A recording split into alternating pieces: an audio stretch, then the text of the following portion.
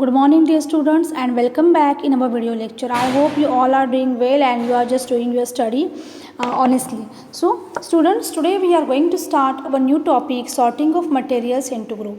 When you look around, you see a large number of things like desk, chair, blackboards, doors, fans, toys, mobiles and so on. So all these things are object.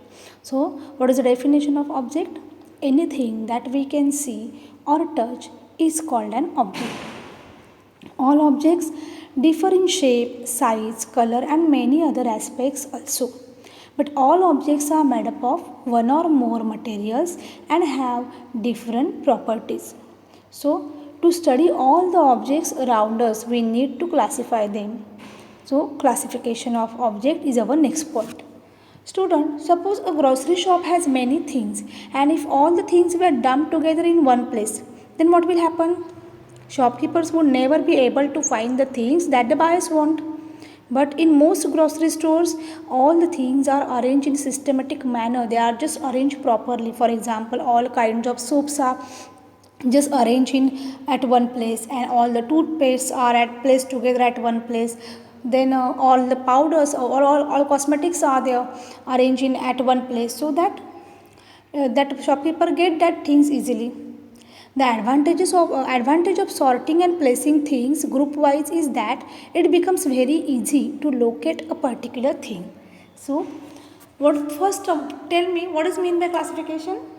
Classification is nothing but grouping different objects on the basis of certain similarities and dissimilarities. It is called classification. So, what is importance of classification? So, classification helps in systematic study of objects. It also helps in identifying and locating things. It helps to study the properties of objects of one category and also observe any pattern in these properties.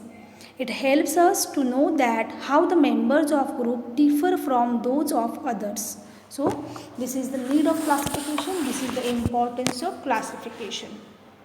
So now we are going to study about materials. Then what is material? A substance or a thing which is used in making different objects is called material. What is material? A substance which is used in making different objects is called material. All the objects are made up of one or more kinds of material. So, when materials, these are also classified, means when we are talking about an object made up of different materials. So tell me examples of materials which are made from different materials. Yes, plate, chair, clothes, pen, these are the examples. Means when we are talking about plate, that plate may be of made up of glass, maybe of made up of steel or plastic also. So these materials are generally classified into two types, natural and human made. Means the material that which we get from nature is called natural material, and the material which is human made or made by man, human being, is called human made material. So wood is natural material, but plastic is it is made in factories, it is human made material. Okay, then material made from same material means what? Different types of objects are there which are made from same material, like when we are talking about pen, then bags, mugs, all these are made up of plastic only. Here only one material is used to make that object. So in some cases what will happen, that object is made up of combination of material, like biscuit. When we are talking about biscuit, biscuit is an object which is made up of made by combining wheat flour, then sugar, milk, ghee. This is combination of different materials. So when we are talking about object, that object may be made up of different materials, or it is made up of same material, or it is made up of combination of materials also. Then what are the properties of material? So appearance is the most important property of material. Then what is appearance? Appearance means how it looks, how that material looks. So it is nothing but appearance. Then when we are talking about texture, texture is second property. Before that I want to tell you one more type is there, lustrous material and non-lustrous material. Then what is meant by lustrous and what is meant by non-lustrous? Luster means shine, that I have told you in my previous video lecture when we just studied about properties of metal. So luster is nothing but shine. So those materials having shine, all like all metals, gold, silver, then the materials having shine or the shiny materials are called lustrous material, and the materials which do not have luster or shine, they are called non-lustrous material, like wood, then paper, then cotton also. These are non-lustrous material, and gold, silver, glass plate, these are lustrous material. So then these 2 points, lustrous and non-lustrous, are sub-point of appearance, means they are just they are involved in appearance. Then next point is texture. So what is texture? Texture may be rough or smooth. Then what is rough and what that is smooth material. So rough materials have bumps and ridges on their surface which can be felt, means when we just touch that material we can feel that material is rough, because that material has that materials have bumps on their surface, that's why their surface becomes rough. Example, bark of tree or rock, then wood, these are the examples of rough material. Then what is meant by smooth material? They have no bumps or ridges on their surface, so that surface is plain and we just feel smooth when we just touch it, like glass sheet, flower petals, these are very smooth. Then third property is hardness. Then hardness and softness, these are the two properties related to material. When we cannot, means materials cannot be compressed, then that materials are called hard material. Iron, copper, then almost all metals, these are hard. And materials that can be compressed, we can just press it, we can compress it, they are called soft material, like foam, melted wax, sponge, these are examples of soft material. And the next property is soluble and insoluble. Both these properties we have studied in my previous video lecture. What is meant by soluble? Yes, when material get completely dissolved in water or a given liquid, then it is called soluble, and when it do not dissolve into the water, then it is called insoluble. Example of soluble, or what are the soluble substances? Sugar, salt, these are the soluble substances. Sand, soil, these are insoluble substances. We have discussed all this point in my previous video lecture. So next point is solubility. Also we have discussed about solubility. What is solubility? Solubility is the property of the material in which it gets completely dissolved in water. So what are the soluble substances? Salt, sugar, these are the soluble substances. Though when we are talking about solubility, there are also subtypes like solubility of solids in water, solubility of liquids in water, and solubility of gases in water. So first, solubility of solid in water means what? When we just dissolve any solid in water, then it is called solubility of solid in water.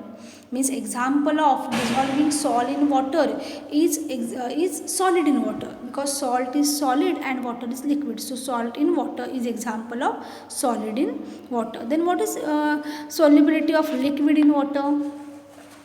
Again, related to this solubility of liquid in water, two terms are there. When given liquid completely mixed with water, then that liquids are called miscible liquids. Remember these things. When any liquid is completely mixed with water, they are called miscible liquid. Miscible is the new word. And when the given liquid do not completely mix with water, then it is called immiscible liquid. Got it, student? What is miscible and what is immiscible? It is related to solubility of liquid in water. When we are talking about liquid, then these two words are related. When the given substance is liquid and it is completely get dissolved in water, then it is called miscible substance. Like milk, when we just mix milk and water, it get completely mixed with each other, so it is miscible. Then when we are talking about alcohol and water, this is also miscible, that get completely mixed with each other. But what about oil in water? When we just mix oil and water, these two, oil and water, do not mix with each other. They just form two different layers, one above another. That's why oil in water is example of immiscible liquid. Got it? What is immiscible? Why it is called immiscible? Because the given liquid is oil and it do not completely mix in water. That's why it is immiscible. Got it, student? What is immiscible and what is miscible? It is related to solubility of liquid in water. When the given liquid is completely mixed with water, then it is called miscible, and when the given liquid do not mix with water, then it is called immiscible. Example of immiscible is oil in water, and example of miscible is alcohol in water, or then milk in water. These are the examples of miscible. Then next property of material is states. We have already discussed a lot related to states of matter, solid, liquid and gaseous state. All these points we have discussed in my previous video lectures. So floating and sinking also we have discussed about this floating and sinking. This floating and sinking is directly related to property of density. What is mean by density? Density is the ratio of mass and volume. When the density of given substance is less than 1, means what 1 is the density of water.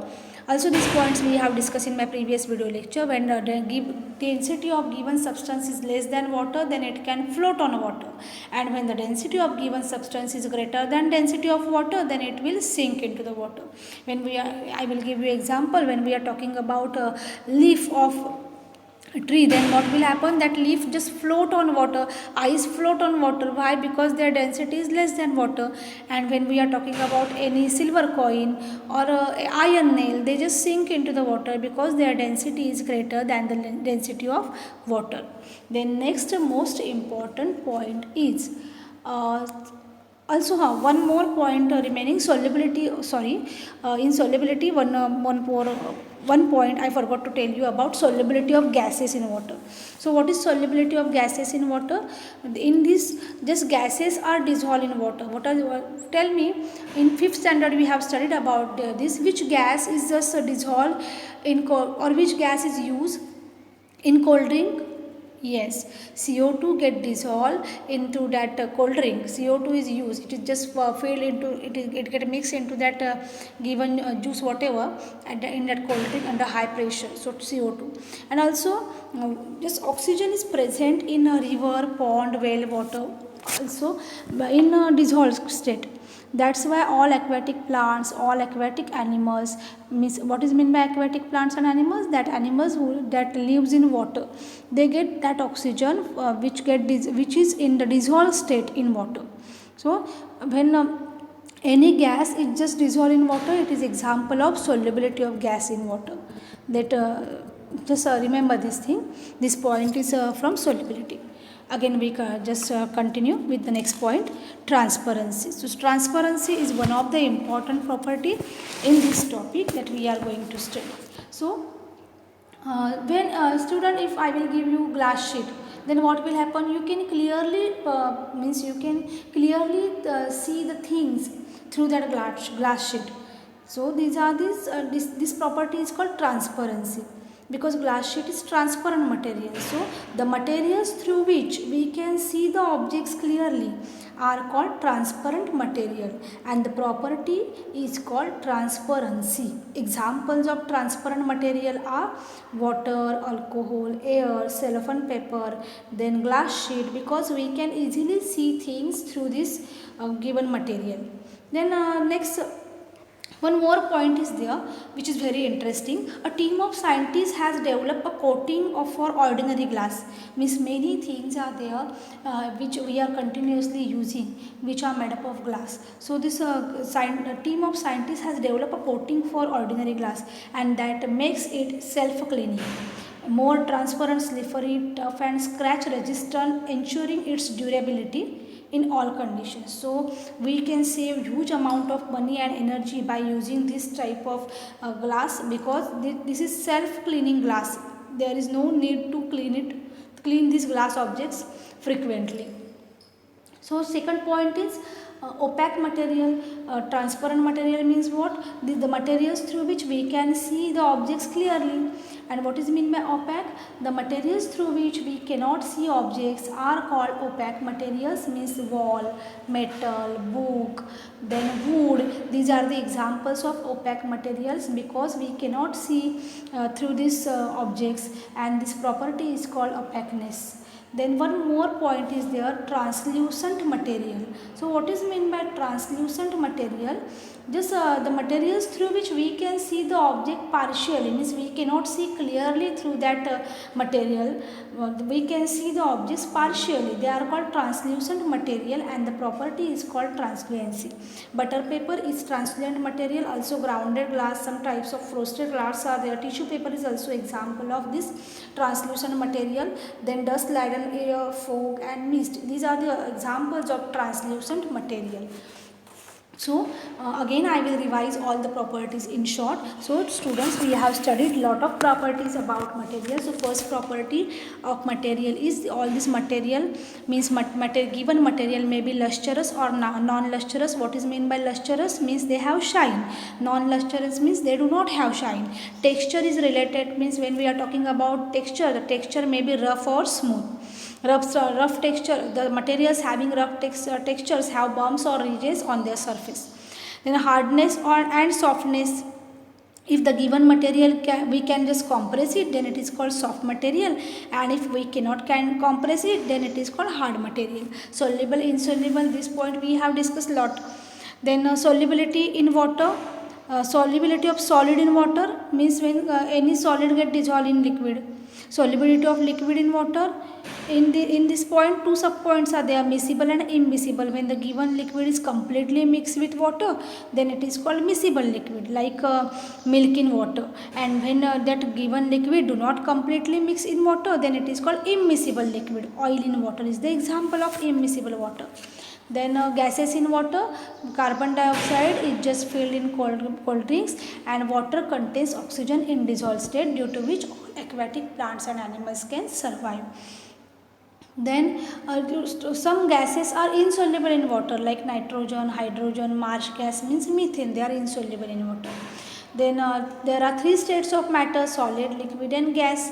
Floating and sinking is related to density of the given substance. If the density of given substance is less than density of water, then it can float on water. If the density of given substance is greater than density of water, then it will sink into the water. Then transparency.